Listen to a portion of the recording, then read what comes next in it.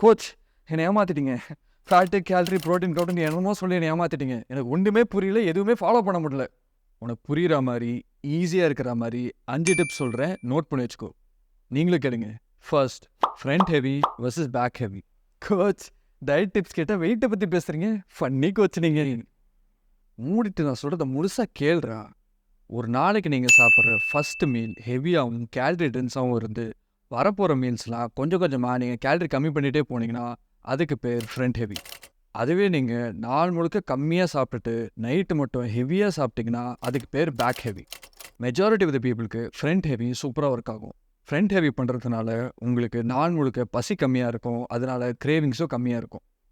ஆமாம் கோச், நான் கூட நாள் முழுக்க சாப்பிடாம இருந்துருவேன், ஆனால் அந்த நைட்டு வந்துட்டா மட்டும் பிரியாணியை போட்டு வெட்டுன்னு வெட்டி. இதுதான் தவறான செயல். இந்த தப்பை நீங்களும் பண்ணிடாதீங்க. எல்லாரும் ஃபஸ்ட் பாயிண்டோட கட் பண்ணிடுவாங்க, ஆனால் 2வது பாயிண்ட் ரொம்ப முக்கியம். அதுதான் கன்சிஸ்டன்சி. கன்சிஸ்டன்சி பொறுத்த வரைக்கும் 2 விஷயம் இருக்குது. ஒன்று நம்பர் ஆஃப் மீல்ஸ், இன்னொன்று டைமிங்.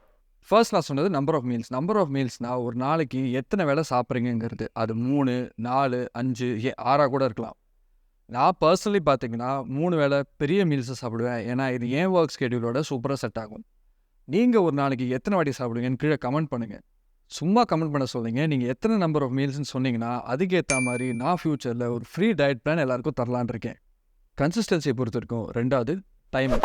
டெய்லி ஒரே டயத்துக்கு சாப்பிடணும். இதுக்கு சிம்பிளான ரீசன் என்னென்னு பார்த்தீங்கன்னா, நீங்கள் டெய்லி ஒரே டயத்துக்கு சாப்பிட்டா தான் பாடி சாப்பாடு வருமா வராதா, கிடைக்குமா கிடைக்காதான்னு கன்ஃபியூஸ் ஆகாமல் இருக்கும். கோச் மசிலை பொறுத்த வரைக்கும் கன்ஃபியூஸ் பண்ண தானே சொன்னீங்க, இப்போ கன்ஃபியூஸ் பண்ணக்கூடாதுங்கிறீங்க.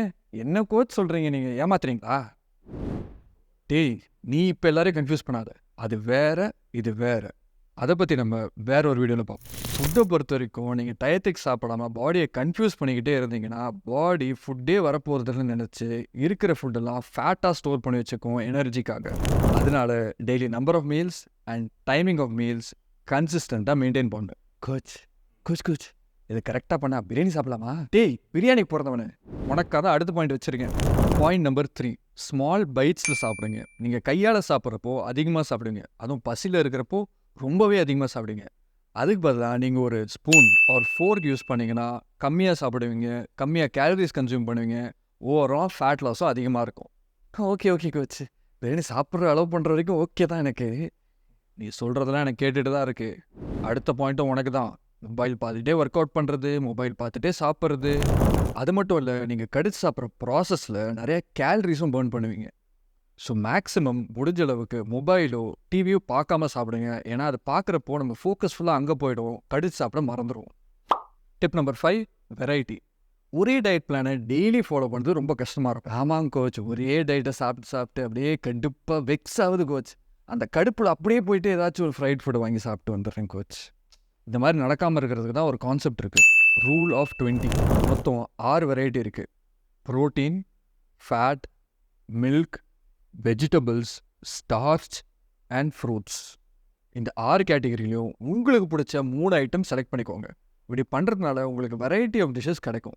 மாஸ்டர், ரூல் ஆஃப் 20ன்னு சொன்னீங்க, 6 × 3 18 தானே? இல்லா மேத்ஸில் சென்டமா? கரெக்ட். மீதி 2 ஐட்டம் என்ன வேணா இருக்கலாம். உங்களுக்கு ஃபேவரட்டாக ஒரு ஃப்ரைட் ஐட்டமோ ஸ்வீட்டோ எது வேணா இருக்கலாம். இந்த 20 ஐட்டத்தை எடுத்து நான் போன வீடியோவில் சொன்ன கேலரி கவுண்ட்குள்ளே ஃபிட் பண்ணிட்டீங்கன்னா உங்கள் டயட் ரெடி. எங்கடா போற? போனஸ் டிப் ஒன்று கொடுக்கலான்னு நினச்சேன். சொல்லிட்டீங்களே, நான் போய் டயட் ரெடி பண்ணலான்னு இருந்தேன். சப்ளிமெண்ட்ஸ். ஃபேட் பர்னர்ஸில் இருக்கிற மெயினான காம்பனண்ட் கெஃபீன்.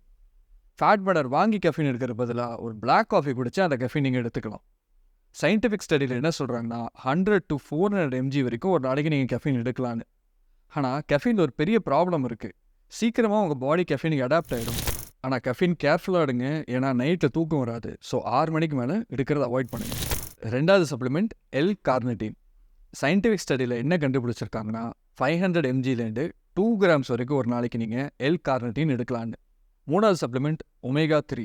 ஒமேகா 3ல் 3 காம்பனன்ட்ஸ் இருக்குது, EPA, DHA and AHA. EPA தான் நீங்கள் ரொம்ப பயங்கரமாக ஃபோக்கஸ் பண்ண வேண்டிய காம்பனண்ட். சயின்டிஃபிக் ஸ்டடி என்ன சொல்கிறாங்கன்னா ஒரு நாளைக்கு 1 to 2 grams of EPA consume பண்ணணுன்னு. Last but not least, most important supplement எதுன்னு தெரியுமா? Protein powder. ஆமாம்மா கோச், எது பெஸ்ட் ப்ரோட்டீன் பவுடர் கொஞ்சம் சொல்லுங்கள் கோச். ரீசெண்டாக நடந்த ஒரு ஸ்டடியில் இந்தியாவில் விற்கிற 36 பிராண்ட் எடுத்து டெஸ்ட் பண்ணி பார்த்தாங்க. இதில் எது ஒஸ்ட் பிராண்ட்ஸ் எது பெஸ்ட் பிராண்ட்ஸ்னு அடுத்த வீடியோவில் பார்ப்போம். கோச் என்ன கொஸ்டின் கேட்டால் கிளம்பி போயிட்டாரு. சப்ஸ்கிரைப் பண்ணுங்க, அப்போ தான் அடுத்த வீடியோ போடுவார். கோச் இருங்க கோச், என்னன்னு சொல்லிட்டு போங்க கோச்.